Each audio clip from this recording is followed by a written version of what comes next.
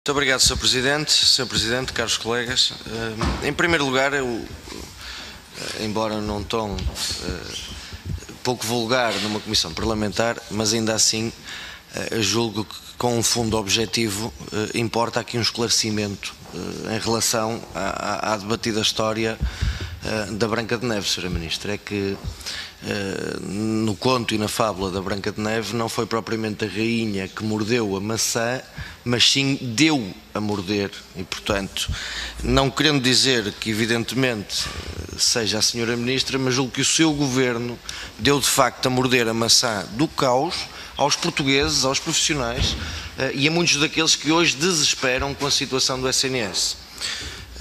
E isto é demonstrado, Sra. Ministra, pela degradação dos serviços e das urgências hospitalares, e aliás a Sra. Ministra já aqui reconheceu várias das situações que as afetam e passam desde logo por tempos de espera elevadíssimo para consultas, para cirurgias, dificuldades na realização de exames clínicos e situações que são especialmente graves em casos de doentes oncológicos, falta de recursos médicos e de outros profissionais nos hospitais e nas maternidades públicas, e isso, entre aquilo que é visível, é também facilmente demonstrável por aquilo que é o agravamento em mais de 20% em 2018, face a 2017, das queixas do SNS, segundo a entidade reguladora da saúde.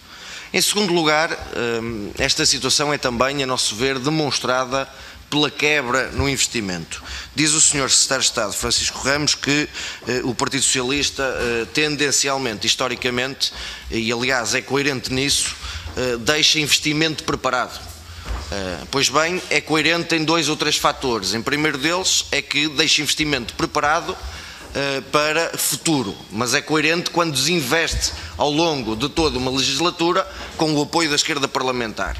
E para além disso, Sr. Secretário de Estado, eu espero bem que não se confirme aquilo que a história democrática também demonstra, que é que para além desse investimento preparado e das tais fitas para cortar, também não deixe dívida para pagar e situação caótica para gerir, até porque não é a primeira vez, espero que seja a última, mas não foi de certo a primeira vez que o Partido Socialista o deixou.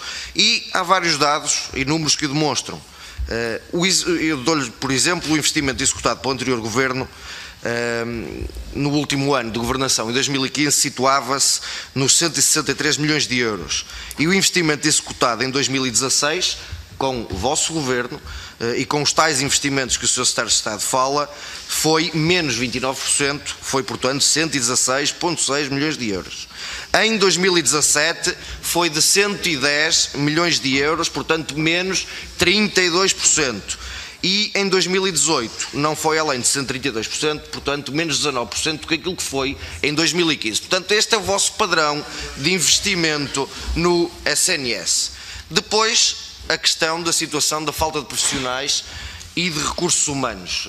Não importa aqui repisar nem voltar a referir aquilo que é o estado de guerra permanente com quase todas as classes profissionais do Serviço Nacional de Saúde, mas importa aqui referir um aspecto importante que a Sra. Ministra, o Sr. Secretário de Estado, têm vindo a badalar e que, portanto, não é mentira, mas é apenas uma meia-verdade.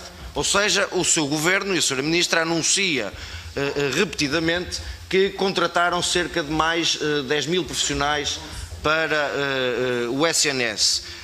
Mas a verdade, Sra. Ministra, é que a pergunta que se impõe de facto é quantos mais faltam contratar para suprir o buraco que o seu próprio governo infligiu com a passagem das 40 para as 35 horas, porque aqui importa mais saber quantos profissionais faltam, porque a verdade é que não há classe profissional nenhuma, nem há de resto uma opinião generalizada nos utentes que não diga que existe falta de profissionais no SNS e que aqueles que hoje operam no SNS estão de facto ao pé da ruptura e em burnout com a sobrecarga. E sobretudo, Sra. Ministra, perguntar-lhe também quanto é que isto custa.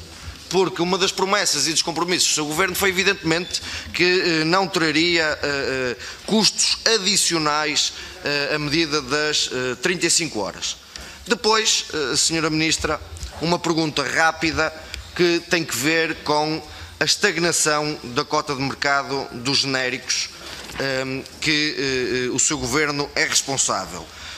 Nós, em 2015, tínhamos uma cota de genéricos que tinha subido de 47% para 48%, até 2018, perdão, e que em 2019, portanto este ano, apresenta já uma quebra de 0,1 pontos percentuais e, portanto, inverte claramente a tendência que vinha sendo a ser seguida. E para terminar, Sr. Presidente, com a devida tolerância e sem entrar em pormenor naquilo que é a situação da degradação financeira do SNS, eu escuso-me aqui a badalar dados que em várias audições fomos repetindo, mas perguntava ao Sr. Secretário de Estado, Francisco Ramos, se reitera hoje as suas declarações que fez no passado e em que dizia o Sr. Secretário de Estado, em nome do Governo, que o Governo eliminaria em 2019 todos os pagamentos em atraso do SNS. E, portanto, Sr. Presidente, grato pela tolerância, Sr. Ministro da Secretaria de Estado, muito obrigado.